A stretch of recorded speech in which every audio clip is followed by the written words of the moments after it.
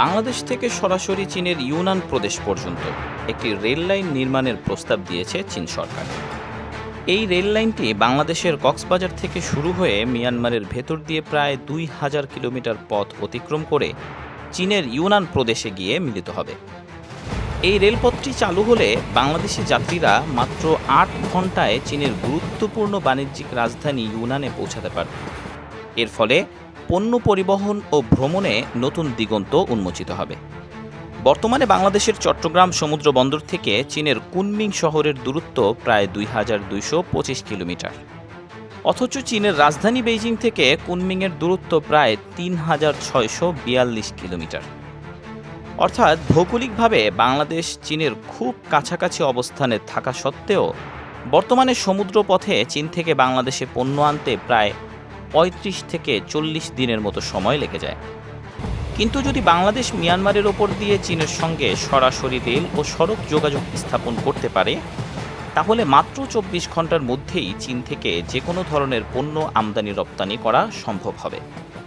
তাছাড়া ভূরাজনৈতিক দৃষ্টিকোণ থেকেও এই চীন বাংলাদেশ ইকোনমিক করিডোরটি অত্যন্ত গুরুত্বপূর্ণ একটি প্রকল্প।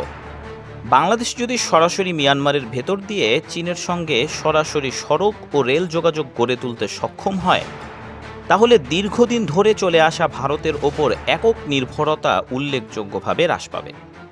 এদিকে বাংলাদেশ ও চীনের মধ্যে সরাসরি রেললাইন চালুর প্রস্তাবকে ঘিরে ভারতের নীতি নির্ধারক মহলে গভীর উদ্বেগের সৃষ্টি হয়েছে।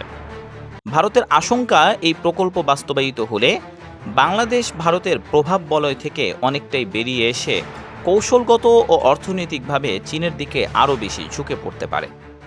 বিশ্লেষকদের মতে এই করিডোর চালু হলে বাংলাদেশ শুধু চীনের সঙ্গেই নয়, থাইল্যান্ড, কম্বোডিয়া ও মালয়েশিয়ার সঙ্গেও সরাসরি সড়ক ও রেল যোগাযোগের নতুন সুযোগ পাবে।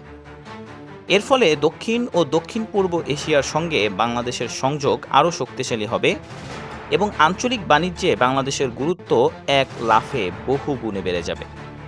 বর্তমানে চীনের অধিকাংশ আমদানি ও রপ্তানিকৃত পণ্য মালাক্কা প্রণালী দিয়ে বিশ্বের বিভিন্ন দেশে যাতায়াত করে।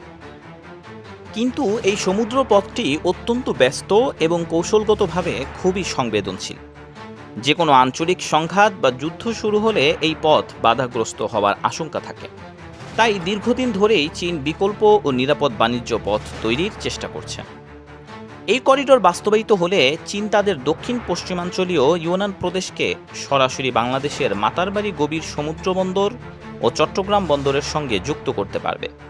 এর ফলে চীনের আমদানি ও রপ্তানিকৃত পণ্য মিয়ানমারের ভেতর দিয়ে অল্প সময়ে বাংলাদেশের বন্দরে পৌঁছাবে এবং সেখান থেকে সহজেই বিশ্বের বিভিন্ন দেশে রপ্তানি করা সম্ভব হবে।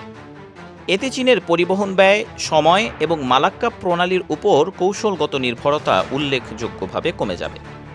অন্যদিকে এই করিডোর বাংলাদেশের জন্য বিশাল অর্থনৈতিক সম্ভাবনার দ্বার খুলে দিতে পারে। চীনা ব্যবসায়ীরা বাংলাদেশের বন্দর ব্যবহার করলে বাংলাদেশ সরকার ট্রানজিট ফি, বন্দর ব্যবহার ফি, কন্টেইনার হ্যান্ডেলিং চার্জ, গুদামজাতকরণ, কাস্টমস সেবা, লজিস্টিক্স এবং পরিবহন খাত থেকে উল্লেখযোগ্য রাজস্ব অর্জন করতে পারবে। চীনের আমদানি ও রপ্তানির ভলিউম বিশাল আকারের হওয়ার কারণে সেখান থেকে উল্লেখযোগ্য পরিমাণ রাজস্ব আয় করতে পারবে বাংলাদেশে। সবচেয়ে গুরুত্বপূর্ণ বিষয় হলো, বাংলাদেশ ও চীনের মধ্যে সরাসরি রেল সংযোগ চালু হলে চীনা বিনিয়োগকারীদের জন্য বাংলাদেশে শিল্প কারখানা স্থাপন অনেক সহজ হয়ে যাবে। বর্তমানে সমুদ্রপথে কাঁচামাল আনতে তুলনামূলক বেশি সময় লাগে, কিন্তু সরাসরি রেল সংযোগ চালু হলে চীনের বিভিন্ন শিল্পাঞ্চল, বিশেষ করে ইউনান প্রদেশ থেকে মাত্র প্রায় ২৪ ঘন্টার মধ্যেই কাঁচামাল, যন্ত্রপাতি ও শিল্প উপকরণ বাংলাদেশে পৌঁছে দেওয়া সম্ভব হতে পারে। এতে উৎপাদন ব্যয় ও সময় উভয়ই কমবে, সরবরাহ শৃঙ্খল আরও কার্যকর হবে এবং বাংলাদেশ বিদেশি বিনিয়োগকারীদের কাছে আরও আকর্ষণীয় উৎপাদন কেন্দ্রে পরিণত হতে পারে। ইতিমধ্যে এই সম্ভাবনাকে সামনে রেখেই বাংলাদেশ সরকার চট্টগ্রামের আনোয়ারা এলাকায় একটি চাইনিজ ইকোনমিক ইন্ডাস্ট্রিয়াল জোন গড়ে তুলেছে। এই বিশেষ অর্থনৈতিক অঞ্চলে চীনের বিভিন্ন উৎপাদনকারী প্রতিষ্ঠান বিনিয়োগ করবে, যার মাধ্যমে বিপুল সংখ্যক মানুষের কর্মসংস্থানের সুযোগ সৃষ্টি হবে। সবচেয়ে গুরুত্বপূর্ণ বিষয় হলো, এই চীনের জন্য নির্মিত এই অর্থনৈতিক শিল্পাঞ্চলটি চীন বাংলাদেশ অর্থনৈতিক করিডোরের একেবারে কাছাকাছি অঞ্চলে নির্মিত হচ্ছে। আগামী 2027 সালের জুন মাস থেকে চীন বাংলাদেশ অর্থনৈতিক করিডোরের রেল লাইন প্রকল্পের নির্মাণ কাজ শুরু হওয়ার কথা রয়েছে। প্রকল্পটির মোট ব্যয়ের 90%-এরও বেশি অর্থায়ন করবে চীন, আর বাকি প্রায় 10% অর্থায়ন করবে বাংলাদেশ। এই করিডোরে সড়ক ও রেল উভয় ধরনের যোগাযোগ ব্যবস্থা থাকবে, তবে পণ্য পরিবহনের প্রধান মাধ্যম হিসেবে রেলপথ ব্যবহার করা হবে। বাংলাদেশ চীনের মধ্যে এই অর্থনৈতিক করিডোরের ধারণা নতুন নয়। 2002 সালের 27 ডিসেম্বর বাংলাদেশের তৎকালীন প্রধানমন্ত্রী বেগম খালেদা জিয়া চীন সফরের সময় বাংলাদেশ, চীন, মিয়ানমার ও ভারতকে নিয়ে একটি আঞ্চলিক অর্থনৈতিক করিডোর গঠনের প্রস্তাব দেন।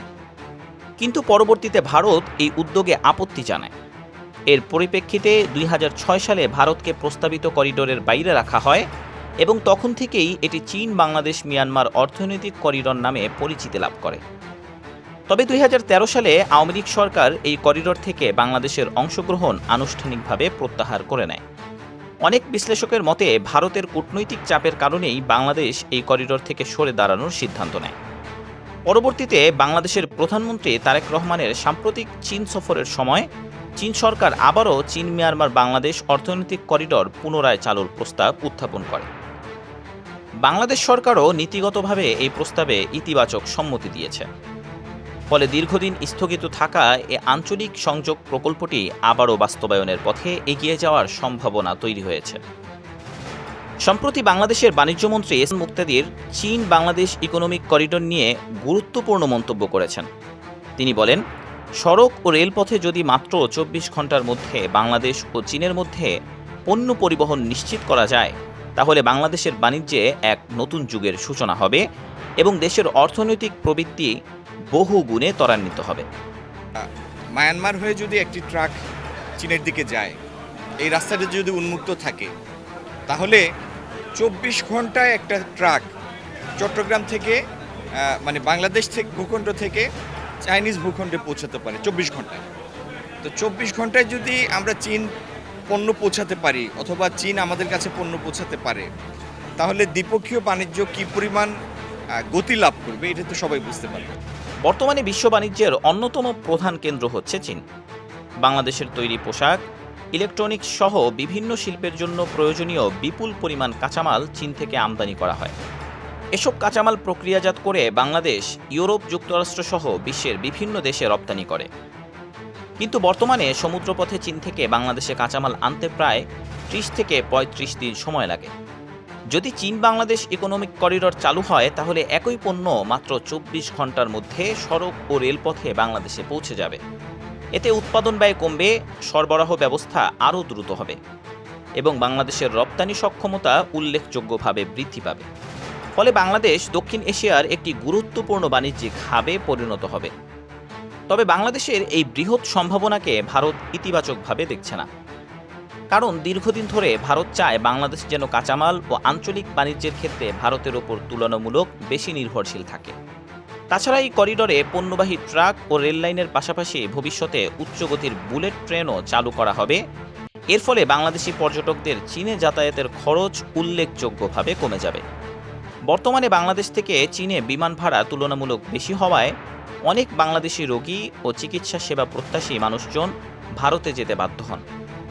বর্তমানে ভারতের তুলনায় চীনের চিকিৎসা সেবা অনেক বেশি উন্নত ও আধুনিক এবং চিকিৎসা খরচও ভারতের চেয়ে অনেক কম।